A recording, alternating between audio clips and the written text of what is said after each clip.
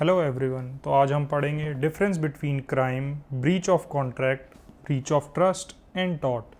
चलिए शुरू करते हैं। सबसे पहले हम देखते हैं कि टॉर्ट और क्राइम में क्या डिफरेंस है। टॉर्ट जो है वो एक प्राइवेट रॉन्ग है जो कि एक इंडिविजुअल या एंटिटी के खिलाफ होता है। फॉर एग्जाम्पल, अगर किसी की नेग्लिजेंट ड्राइविंग की वजह से कोई एक्सीडेंट होता है तो उससे एक प्राइवेट इंडिविजुअल को चोट पहुंचती है। Whereas crime is a public wrong जो कि पूरी सोसाइटी के खिलाफ होता है। फॉर एग्जाम्पल, चोरी, जिससे पूरी सोसाइटी पे एक बुरा प्रभाव पड़ता है। सेकेंड डिफरेंस है दोनों के पर्पस में। एक तरफ लॉ ऑफ टॉर्ट्स का पर्पस है टू कंपनसेट द विक्टिम जिसे हार्म या लॉस पहुंचा है, वहीं दूसरी तरफ लॉ ऑफ क्राइम या क्रिमिनल लॉ का पर्पस है ऑफेंडर को पनिश करना ताकि कोई भी इंसान गलत काम करने से डरे। थर्ड डिफरेंस है लीगल प्रोसीडिंग का। Tort being a private wrong, इसमें जो विक्टिम या इंजर्ड पार्टी है वो अपनी पर्सनल कैपेसिटी में रॉन्ग डूअर के खिलाफ केस फाइल करते हैं। Whereas in crime the charges are filed against the accused by the state.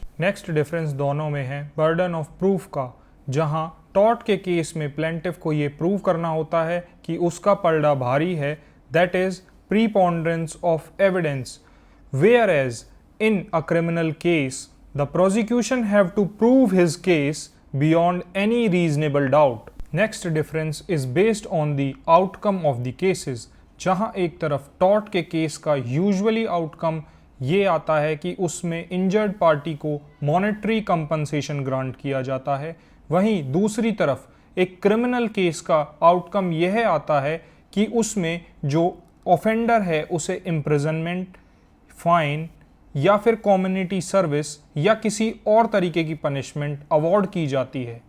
इन्हीं डिफरेंसेस को और क्लैरिटी से समझने के लिए हम देखते हैं O.J. सिम्पसन का केस, जिसमें he was charge for the murder of his ex wife and her boyfriend but was acquitted by the jury because of the doubts about the reliability of the evidence। लेकिन उसके acquittal के बाद भी victims की family एक civil case file करते हैं for damages, जिसमें court in form of compensation victim की फैमिलीज को $33.5 मिलियन दिलाते हैं। तो इस केस से हमें तीन चीज़ें समझ में आती हैं। The first one is that a same act can lead to both criminal and civil proceedings. The second one is the difference in burden of proof in both cases. For example, in a criminal case, one must prove his case beyond any reasonable doubt, whereas in a civil litigation, one is required to prove on the preponderance of evidence. And the third one is the difference of outcome. As we saw in the first case where Simpson was acquitted just because of the doubts about the reliability of evidence, whereas in the second civil litigation which was filed by the victim's family, court ने victim की family को 33.5 million compensation के तौर पे दिलाया। दोनों cases का outcome बिल्कुल डिफरेंट आया, एंड जस्ट बिकॉज जो degree of burden of proof दोनों केसेस का था वो बिल्कुल अलग था। सो टू कंक्लूड, हम ये कह सकते हैं कि एक टॉर्ट और क्राइम के बीच का डिफरेंस पढ़ना बहुत ज़रूरी है, बिकॉज उससे हमें ये समझ में आता है कि जो हमारा लीगल सिस्टम है वो रॉन्गफुल कंडक्ट्स को डिफरेंट तरीके से कैसे एड्रेस करता है। जहाँ एक तरफ टॉर्ट का फोकस है टू कंपनसेट विक्टिम और प्राइवेट डिस्प्यूट्स को रिजॉल्व करना, वहीं पे दूसरी तरफ जो क्रिमिनल लॉ है उसका फोकस है to maintain public order and to punish the offender. तो चलो अब हम सेकंड डिफरेंस पढ़ते हैं between a tort and breach of contract. तो सबसे पहला डिफरेंस है वो बेस्ड है सोर्स ऑफ ऑब्लिगेशंस के ऊपर। जो टॉर्ट है उसकी ऑब्लिगेशन अराइज होती है कॉमन लॉ प्रिंसिपल्स से, वहीं पे दूसरी तरफ जो ब्रीच ऑफ कॉन्ट्रैक्ट है उसकी ऑब्लिगेशन अराइज होती है उस कॉन्ट्रैक्ट से जो म्यूचुअली पार्टीज ने किया था। फॉर एग्जाम्पल, ए हायर करता है बी को as a driver through an employment contract, तो यहाँ पे ए और बी की ऑब्लिगेशंस तय होंगी उस एम्प्लॉयमेंट कॉन्ट्रैक्ट से, वहीं पे दूसरी तरफ बी की जनरली ये ड्यूटी बनती है कि वो कार को डिलिजेंटली ड्राइव करे। अगर वो ऐसा नहीं करता और उसके नेग्लिजेंट एक्ट की वजह से कोई एक्सीडेंट हो जाता है तो उसकी ऑब्लिगेशन कहाँ से अराइज होगी? कॉमन लॉ प्रिंसिपल्स से। सेकेंड डिफरेंस जो है वो बेस्ड है नेचर ऑफ रॉन्ग पे, where a tort involves a breach of duty imposed by law, whereas on another hand breach of contract involves a breach of duty which is created by the parties through a agreement or through a contract. Third difference based है दोनों laws के purpose पे, जहां एक तरफ law of tort का purpose है to compensate the victim, वहीं पे दूसरी तरफ कॉन्ट्रेक्चुअल लॉज का पर्पस है कॉन्ट्रैक्ट्स को इन्फोर्स कराना and to provide remedies in case of non-performance of contract. Next difference based है दोनों laws की remedies पे, where in a tortious case generally remedy compensatory damages के form में होती है and in case of breach of contract generally the remedy is in form of specific performance of that contract.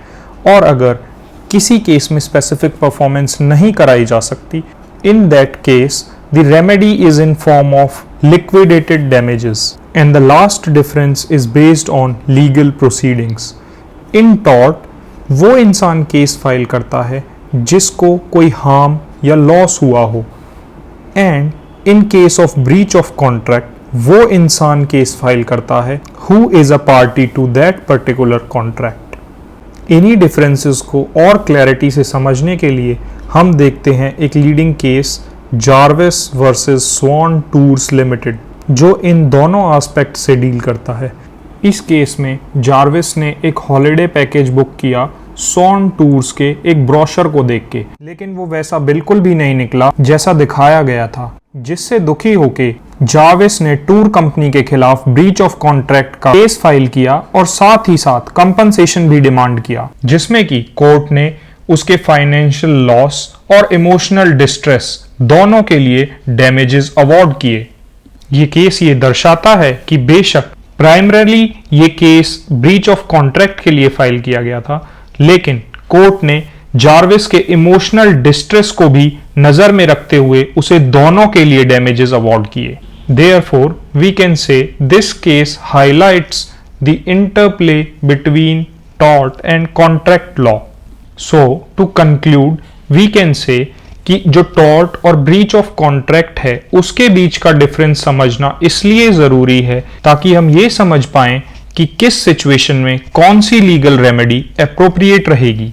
For example, law of tort का aim है to provide compensation, whereas जो law of contract है उसका aim है to provide specific performance of any particular contract. इसी तरीके से अब हम नेक्स्ट पढ़ेंगे difference between tort and breach of trust. First difference है based on source of obligation. तो जो टॉर्ट है उसकी ऑब्लिगेशन अराइज होती है फ्रॉम कॉमन लॉ प्रिंसिपल्स, और जो ब्रीच ऑफ ट्रस्ट है उसकी ऑब्लिगेशन अराइज होती है ट्रस्ट डीड से या फिर एग्रीमेंट से। Second difference is based on the nature of wrong. Tort arise out of breach of duty imposed by law, whereas breach of trust arise out of breach of fiduciary duty and trust terms. The third difference is based on the purpose. Law of tort का purpose है to compensate the victim. On the other hand, in case of a breach of trust, the purpose is to enforce the term of the trust and to protect the interest of beneficiaries. Next difference is based on parties involved in the case. In case of tort, there is generally a wrongdoer and a injured party, whereas in case of breach of trust, there are various beneficiaries and co-trustees of the trust who are parties to the suit. The last difference is based on remedies. Law of tort generally provide remedy in form of compensation, whereas in case of breach of trust, remedies are in form of restitution, accounting for profits, or in some cases removal of the trustee. Let us now go through a leading case, Boardman versus Phipps.